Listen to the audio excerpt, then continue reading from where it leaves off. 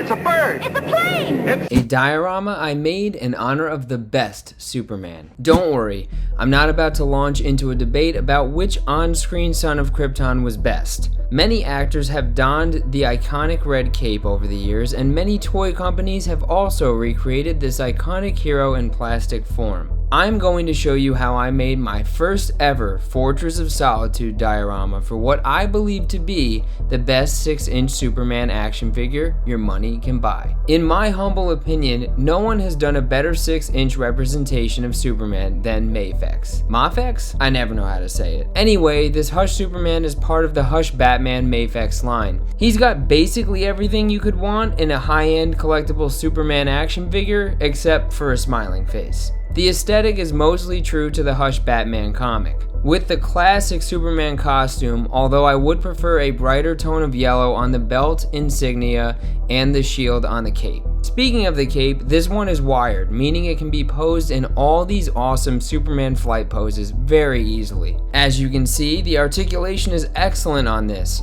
which when paired with a great body sculpt and awesome head sculpts makes for my ideal Superman action figure. But as much as I love this figure, I've never made a diorama for it, until today. I'm gonna make this fit in my IKEA Kallax shelf, so it will measure 13 inches wide, 15 inches deep, and 14 inches tall, which I modeled in Tinkercad. Like Superman, there are many versions of Kal-El's secret sanctuary in the comics, TV, and movies. The design I put together draws inspiration from several of them and isn't meant to be an exact recreation of anything you've seen in Superman media. Although, if I'm being honest, I think my design has some heavy Smallville Fortress influences in it, which makes sense because I am a huge fan of the show. To date, Smallville is my favorite Superman content made. I cut the base for this out of some good old XPS Foam. The front part of this will be visible in the shelf, but the sides will not. Because of that, I carve up the front to fit the aesthetic. This is a simple but effective terrain carving technique where you make slices in the foam and then peel off the layers using your fingertips. Once that's carved, I test out the overall layout of the diorama on the base. And we've got to see how the Man of Steel looks in here. You might be wondering where these ice crystals came from. Don't worry.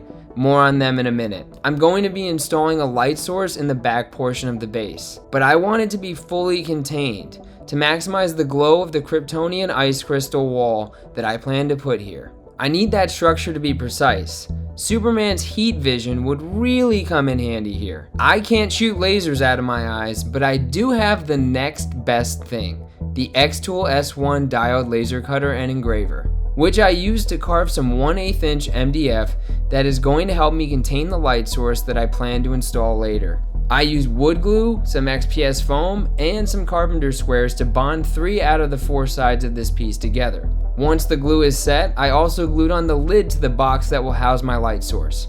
When the glue set, I stained the MDF, which needs to air dry before the next step. So it's the perfect time to explain how I made these ice crystals. I'm employing the help of this Bambu Labs P1P to print my ice crystal wall, crystal console, and other Tundra pieces. This is the filament I'll be using, Bambu Labs Silk White.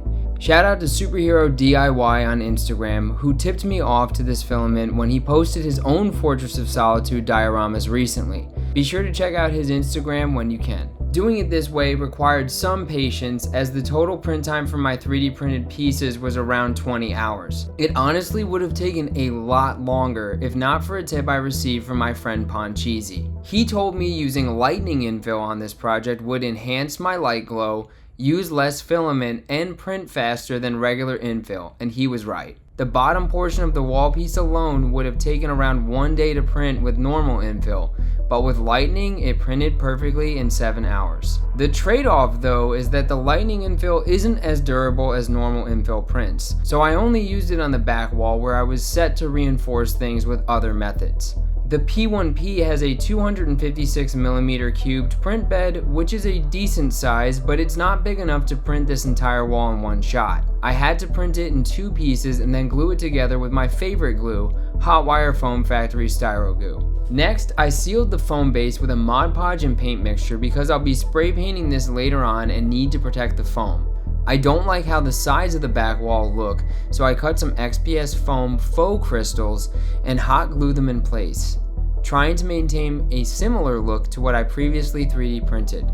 I kept the 3D printed crystals in place to help me close the gaps between that and the foam crystals. Then I removed it, so I could texture and seal the foam crystals, and ultimately spray paint everything white. And then it was time to glue the MDF and foam portion of the back wall to the base. Now it's time to install this LED light kit I purchased on Amazon, but first, let's make sure they work. I designed this so I could access the battery pack easily in this little slot here. The battery pack is attached to the MDF with some Velcro strips, so it won't be difficult when I need to change out the batteries. These have an adhesive on the back of them, which is only strong enough to get them in place. I reinforced the light strips with some clear packing tape. Once that's done, I glue the crystal wall to the other back wall structure. Before the glue dries, I double check that the lights still work, and then glue down all my other 3D printed pieces.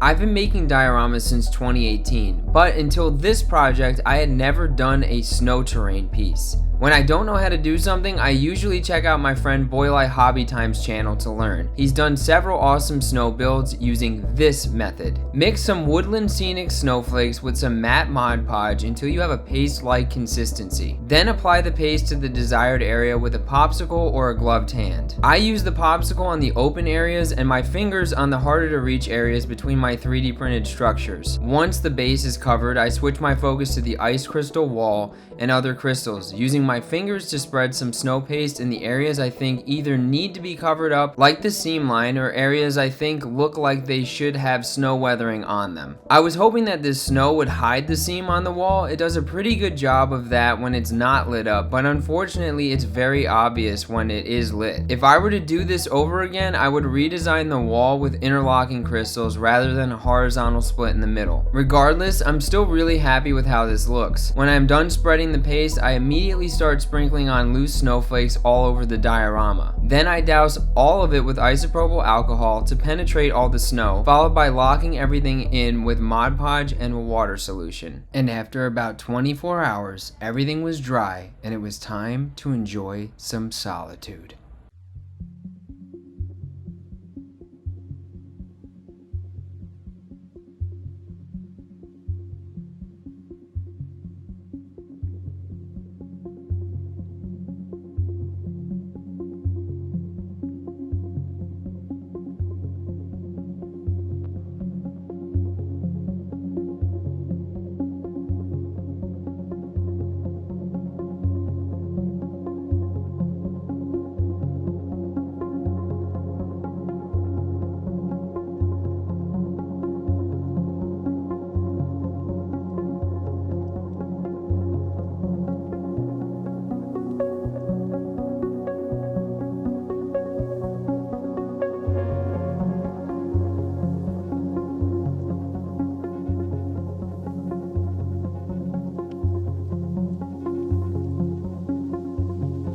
I hope you all enjoyed coming on this Fortress of Solitude build journey. As I mentioned earlier, you can get all of the 3D print files for this project on my Patreon. And speaking of Patreon, I'd like to shout out my newest members: Scott Burney, Dan Hickey, Lee Rodriguez, Sean Correll, Jason Pender, Scott Dirksen, and Paul.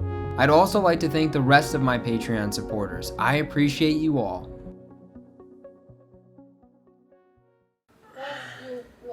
Before I can officially end the video, let's put it in the shelf that I intended it for. Oh no, it doesn't fit. That's right, it doesn't, and it's because I glued this down in a way where the back wall did not go flush against the base, which causes the top part of the back wall to be about 1 millimeter too high. It's a slight bummer, but I can still put this on top of my Kallax shelf and it'll look great. Please let me know what other dioramas you'd like to see me make in the comments, and don't forget to like and subscribe. I'll see you in the next one. Vasco Toys. Action figure dioramas and props.